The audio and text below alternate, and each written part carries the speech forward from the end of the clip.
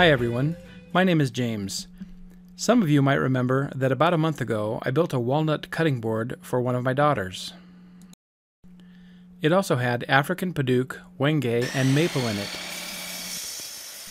It was kind of a neat pattern, and so when I had this offcut piece from the end of the cutting board, once I cut it to size, I didn't really want to throw it away, so I hung on to it. And then the other day I had a few hours to kill with nothing to do, so I thought maybe I'll make a kitchen knife. You can get these ceramic knife blanks from a lot of places online, and they're not very expensive. I also thought this offcut piece would make a great looking knife handle.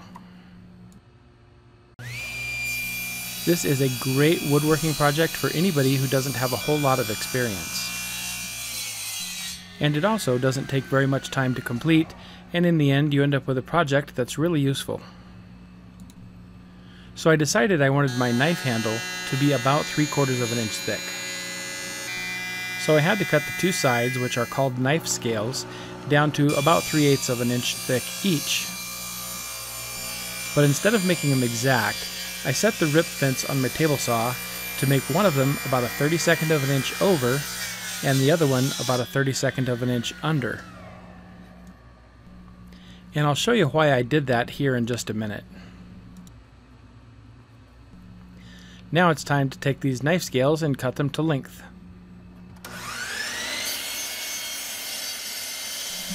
One of the fun things about a project like this is you can do whatever you want. You can make the handle longer or shorter or thicker or thinner. It's entirely up to you.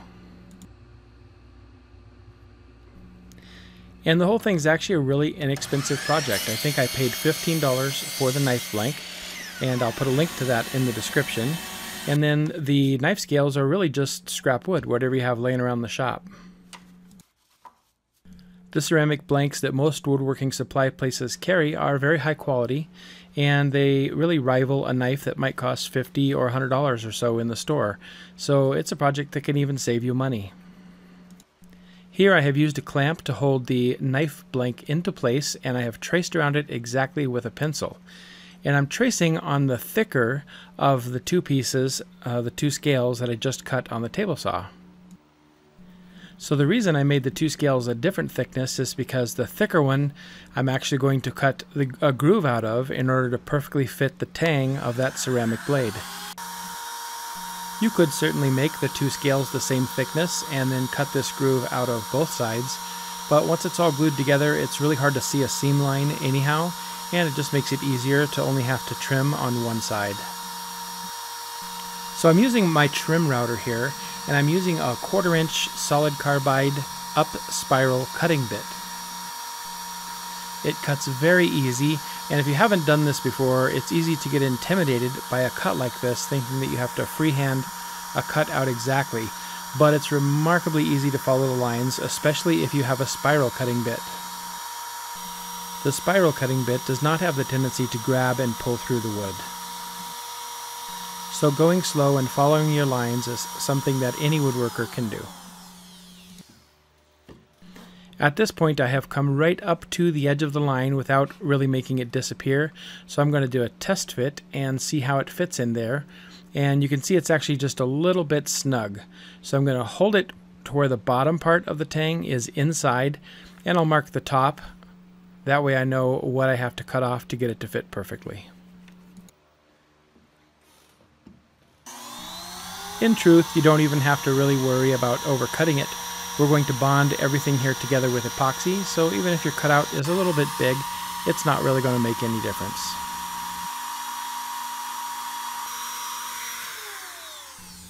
So after cutting it to be a little bit bigger, we're going to do one more test fit.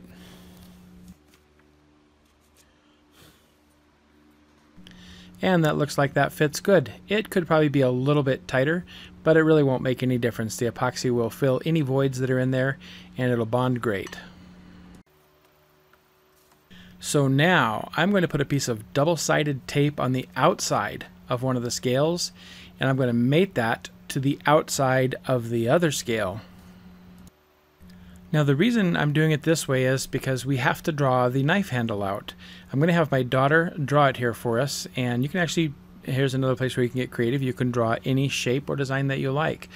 But what's important is that I don't get too close to where that tang cuts into the scale, the knife scale. So we have to be able to see that and visualize it. If that were hidden in between the two scales, we really wouldn't be able to see how close we're getting to that edge. So in this case, she's just freehanding the shape of a knife handle the way she sees fit. If you're going to build a set of knives, for example, you might want to print a pattern and then cut them all the same. But here's where you have some creative freedom to do whatever you like.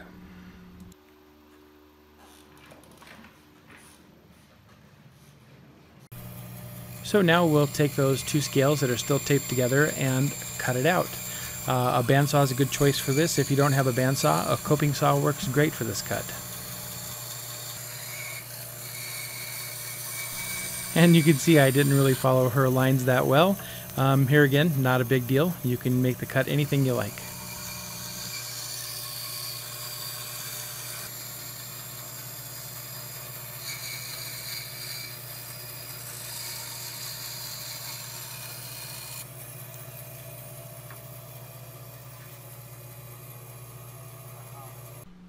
So I just need to separate the two scales, and I'm actually using an old ceramic knife for this. In fact, the one that this knife will be replacing. Unless the daughter I built the cutting board for comes over and demands this knife, because it does kind of look like a set. So I guess we'll see how long I keep this knife for.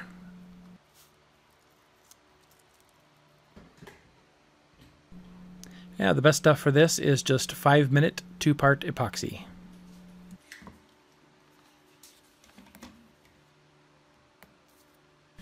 With epoxy, of course, it's important to thoroughly mix the two components. If they're not extremely well mixed, you're going to have an incomplete cure, and whatever you bond together is not going to be very strong. Now I am getting away from my favorite glue, Titebond 3, but as far as gluing wood to ceramic, epoxy is really the only way to go. But that's okay, I still intend to use twice the amount that the manufacturer is recommending here.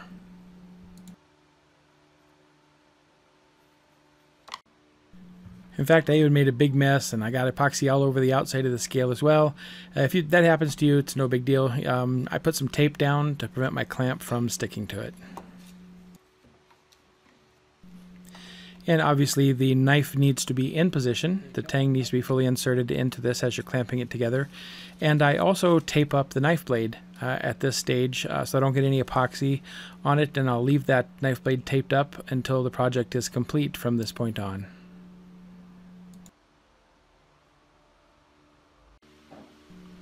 So once that has cured, it's 5-minute epoxy, so I really let it cure for about an hour or so. Then you're ready to go ahead and start shaping the handle. We've done the rough shape, and so now all we have to do is fine-tune it and round it over. If you have a wood rasp or some wood files, they work great for this. You could put a coarse sandpaper onto a sanding block and use it. If you happen to have a strip sander, they work good too. I think this is about a $79 strip sander, and I've seen cheap ones at Harbor Freight, and they're actually really, really handy strip sanders. I end up using this for a lot more projects than you might think.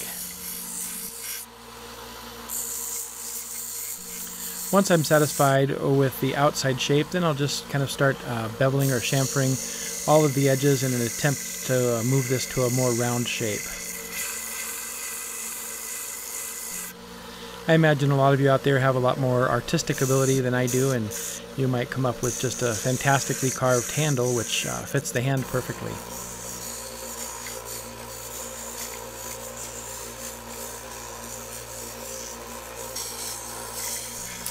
But for those like me who don't have that ability, I just keep sanding and then pausing to hold it and check the feel of it in my hand every few minutes until I get it worked down to a shape that I think is pretty comfortable. And you can also cheat, which I often do, is go grab a knife out of your kitchen and trace that handle. After all of the shaping with 80 grit on the strip sander, I switched over to my random orbit sander and worked my way down to 320 grit.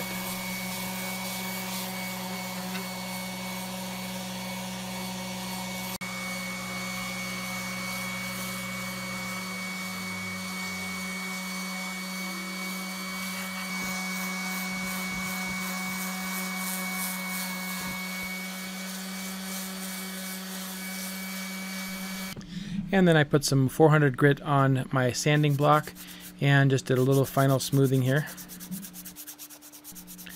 And that was really it. I used some tack cloth to get the dust off of it, and I used spray lacquer to finish the handle. Lacquer is an extremely hard and durable finish, and it's even waterproof. I don't think I'd put this knife in the dishwasher, but we don't put any of ours in the dishwasher.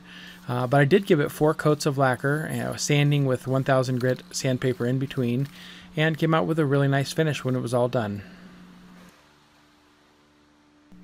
Well, I hope you enjoyed the project. It really is a lot of fun to build something that's useful for your home, and this is a quick one that you can do in just about any afternoon.